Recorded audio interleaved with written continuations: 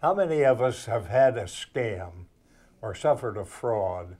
Well, we're going to be talking about that this morning, and here we are for at last again after an absence of a few months. We're going to be going like 60. I'm Dick Yeager, and this morning my guest is Abbey Kuzma from the State Attorney General's Office, and she is the Director of Consumer Protection. And believe me, we all need protection. Welcome. Thank you so much. Good to be here. It's good to see you here. One of the things I guess that all senior citizens, and me being a senior citizen know this, is our concern over somebody else trying to get what we have worked for. And this is something that we feel like needs to be addressed, and any help that you can give us, Abbey, will be a boon to us. And so let's just kick it right off here. Okay. First of all, tell us something about what you do, and then we'll go from there. Okay, great. Well, as the Director of Consumer Protection, we are involved with prosecuting and acting as the entity that seeks to stop scammers on a variety of levels. We also have a section that deals with patient abuse and neglect, and there we're kind of more like a prosecutor. So in both areas, in terms of protecting you from scams, from schemes, from those who are trying to take advantage of you, and also protecting you from medical or professional persons, other professional persons who might be not acting the way they should be, we can protect you by disciplining their licenses and getting them out of the way. This service is available to any resident of Indiana, is that right? Absolutely, and we encourage folks to get on our website at www.indianaconsumer.com because we have a lot of information on there that we hope will be very helpful to folks, a lot of educational information. We'll put that website on the bottom of the screen, I think, as soon as we have finished our, well, we'll put it there when we can. Yeah, no, that would be good. But that would be good. Now, we have a list of talking points here, and I guess one of the first things that I know my wife and I would like to know is, what is this with the do not call list? Yeah, I'm really glad you asked that. We feel like do not call is a very important protection. We encourage everyone to sign up for do not call, and especially seniors, because I think, unfortunately, our evidence indicates that scammers kind of target vulnerable populations, seniors being among the most victimized. So what do not call does is it takes you off the list of telemarketers. Telemarketers are supposed to check do not call. They're not supposed to call people who have signed up for the do not call list. We're having the sign up is coming up shortly. It's you can sign up any time, but there is it gets checked every quarter. And the new enrollment for this quarter is going to be May 18th. So anybody who signed up before May 18th will be on very shortly. And then after that point, if a telemarketer calls you, they're violating the law. And you can report that to us, and we can go after that telemarketer and make them stop calling you. One of the things that I think of a lot of the senior citizens, and all citizens for that matter, like to know is that once you have enlisted, and have your name on the list, do you have to re-enlist every year, every quarter?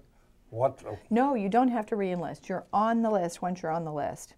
And we feel like it's a really important protection because, frankly, if you get a call from a telemarketer after you're on the do not call list, it alerts you to be really suspicious. They're violating the law by calling you, and therefore you can be on alert, oh my gosh, this might be a scammer because they're already violating the law by calling me. So we want people to know that and not only will you get fewer calls, but when you do get a call, you can be thinking, this is not right. I should not be being called by this person. And that helps a lot. Well, yes. Now, are there exemptions to who may call you for fundraisers or something? Well, you're right. There are some exemptions. Fundraisers can call you only if it's an employee of the nonprofit or a volunteer of the nonprofit. So, if they hire a group, then they're not exempt. Okay. So, for instance, the Policeman's Relief Fund or whatever that is called, would that therefore would be exempt from the do not call Well, list? it will be if they're using their own employees or they're using volunteers. Okay. If they hire some, outside group to make the calls, then they're not exempt. That clarifies that question because I think it comes up often. Well, okay, let's move on here.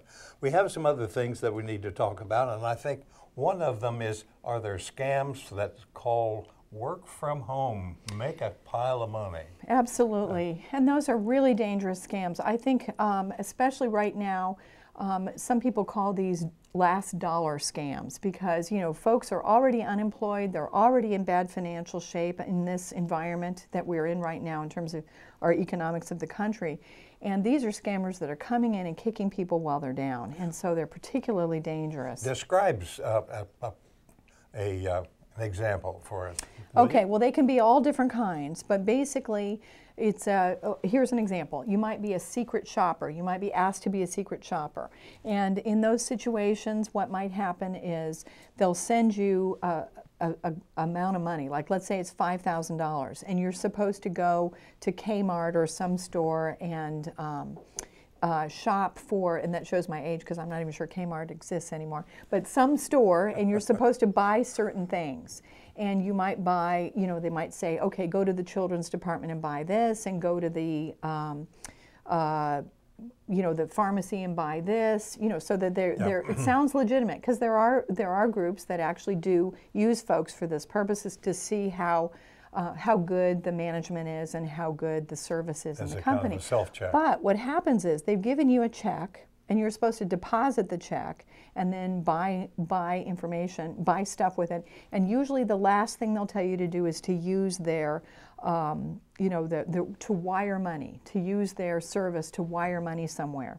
So, they've given you money to do this, so you think you're okay. The check looks legitimate, and often the bank will go ahead and deposit it because it looks legitimate, but turns out to not be a legitimate check. So when you send the money off, like let's say it's $5,000 and you wire $2,000 back to them to check the service that they have to wire money, then you lose out. You lose your money. And not only that, but you bought all that stuff. And so you are out a lot of money at that point. Oh my, well, that's one thing to avoid is so I've never seen anybody who wants to walk up and give me money. Exactly, yeah, so that's problematic. That's one of the questions, and when somebody does, I think, why? Exactly. I think that would be well, and I think that's the thing, that with the work from home scams, the first thing you want to look for is, are they asking you to give them money for something? Yeah. You're supposed to buy, the set of stuff that you're supposed to sell, etc. Be very suspicious, because that's where they get you, is you're giving them money. Recently, it's been within the last year or so, I received a letter from an organization, or I don't know. The letter sounded legitimate. But it was, I had won a Irish sweepstakes, and it was, if I would do thus and so forth, and the Irish sweepstakes was worth $50,000. Call this number and report in and so forth. Well, I tried to call the number primarily to see, I've never won anything bigger than a cigar in my life, but call this number, and then they will give me instructions while I do. Well, I tried to call the number, and I got an answering machine and to call another number, and then from there on, I began to think, now, something's wrong here. But I had talked then with another friend who had a friend who got caught in that thing and ended up having to send money in order to verify that they had, Again, now that's whenever a you're different being, thing, isn't it's it? a different thing, but there are some similar themes here. Whenever you're asked to send money somewhere, be suspicious. If you've won something, why should you be asked to send money somewhere? Yeah. So, basically, be suspicious. It's always best to step back and try to verify the information that you're getting. For example, if it's a sweepstakes, look it up on the internet, look it up in any way that you can. Call a number yourself to try to figure out whether or not you really did win. In most instances, you didn't win. I mean, that's a very common scam. I mean, how many folks do we know who actually won a sweepstakes? It's extremely rare. So the likelihood is you didn't win a sweepstakes, and unfortunately, the likelihood is it's a scam. So be really, really suspicious. Don't send money anywhere. I think that's one of the things that apparently people my age and so forth, especially somebody who lives alone, they seem to be a magnet for these type of things. Am I right about that? You are right. And that's why we feel like Do Not Call is such an important tool for folks who are elderly or folks who are living at home. Well, moving along then, again, as I say, this program is for seniors and seniors who are vulnerable as far as that goes. So I noticed that one of the talking points that we had discussed earlier was grandparent scam. Will you explain that to me? Yeah, that's a particularly ugly one, and it doesn't have to be grandparents, but one of the most effective one. And interestingly, for whatever reason, many of these calls come from Canada. But what the person says when they get on the phone, and they might not identify to you that they're from Canada, so I just tell you that because we know that many of them are from Canada. Yeah. But they'll say, you are the grandparent of so-and-so, your grandchild is in terrible trouble. So sometimes they say that your grandchild has been in a car accident and they're in the hospital in X place and you need to wire money immediately because they need to, they need money to do a procedure in the hospital. Or they might say that your grandchild has been arrested and they need money to make bail. And so you need to wire money immediately. And sometimes they might pretend to be the grandchild, and other times they pretend to be an official, like a police officer, who's calling to tell you what happened.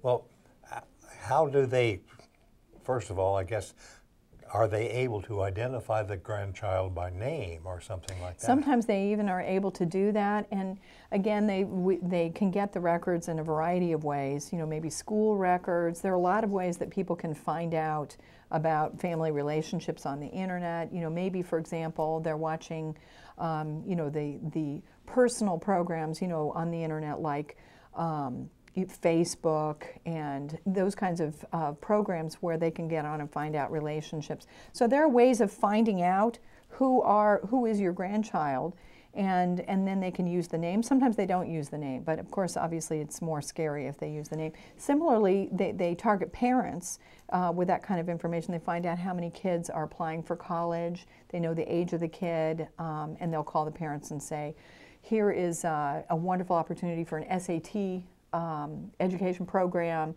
send the money here, and then either they don't get anything or they get something that's 5 years old. So, that's another scam. But the point is sending money. Again, if you're being asked to send money somewhere, be suspicious. In the grandparent thing, I think sometimes the grandparents are hesitant to call and verify because they don't want to get their grandchild in trouble. But, again, here you need to really be cautious. Call the parents, call somebody to verify that this is really happening. Call your grandchild directly because probably they'll answer the phone. Yeah. Well, I think that's one of the things that, for instance, we have a grandson who is living in Okinawa right now. He's in the Army. If somebody would call me and say, your grandson is in jail in Canada, I'd have to say, boy, he made a quick trip. They called the wrong one, the They wrong person. called the wrong one or something like that. We'll be back in a few moments, and we're going to talk more about scams through the internet and a few other types of individual scams. I am in trouble talking this morning. Individual scams. So we're here. Don't go away. Stay tuned. We'll be right back.